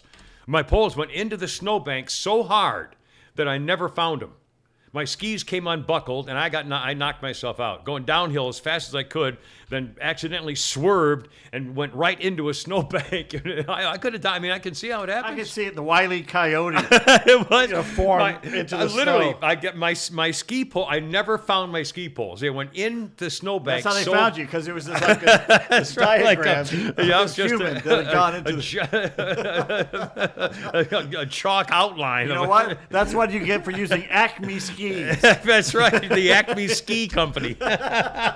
Hey, these boots are defective. There is actually a sign somewhere, I forget, in a national park.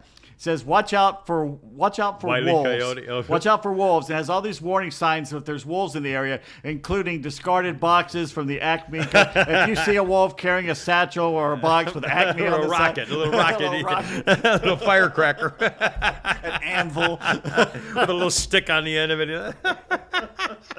I love it. Funniest damn thing. Anyway, I don't know. All right. Now, what's All right. this about mail order or something or other? Well, let's do the Biden. There's one little bit Okay. of Biden this trivia. will blow your mind. All right. How old is Joe Biden? He is 79, very I think. He's very old. 78 or 79. I think he's 79. Joe Biden has been in Congress so long How long before has he been?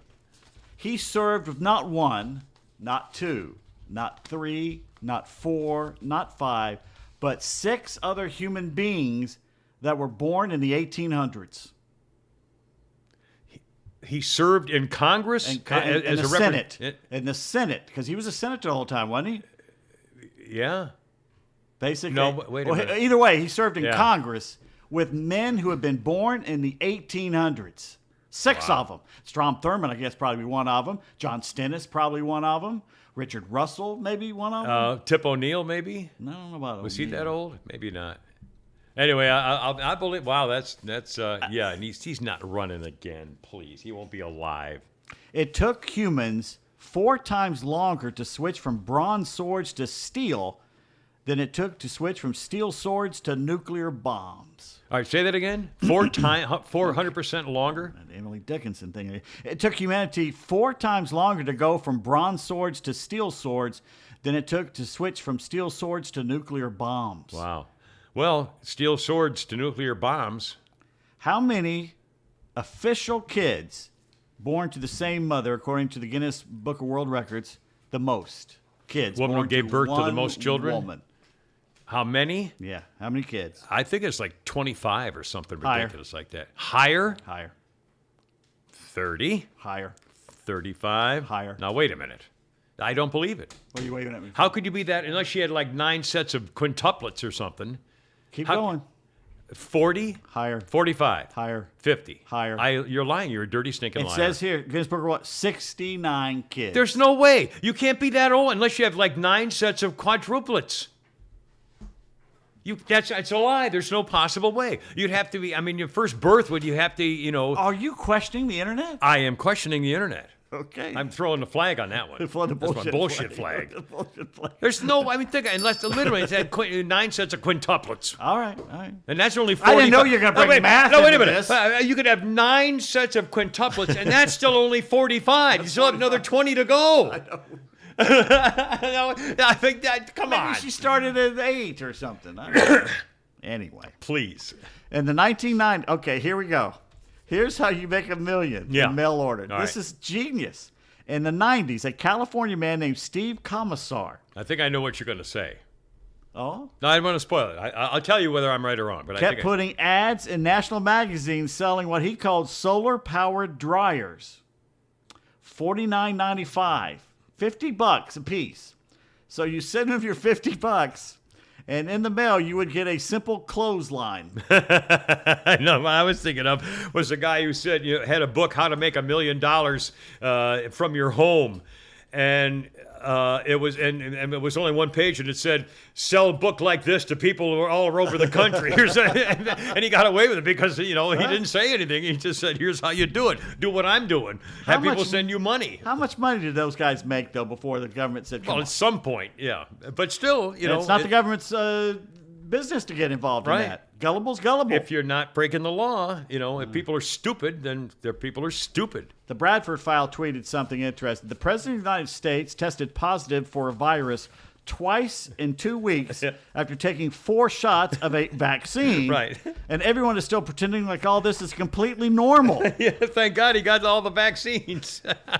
So if next time someone tells you about climate, and by the way, the whole Shark Week, if there were too many sharks, it was climate change. If Yeah. there weren't enough sharks, there was Yes, climate yeah, change. If they were climate. doing something funky, Global warming, it was it was all anything they didn't know they blamed on climate change. But anyway, here's some headlines around the world. All right. In Focus headline: Africa is warming more and faster than the rest of the world. Okay, we got going. Here's another one from Quartz magazine. China's heating up twice as fast as the rest of the world. Oh, China, not Africa. Ynet.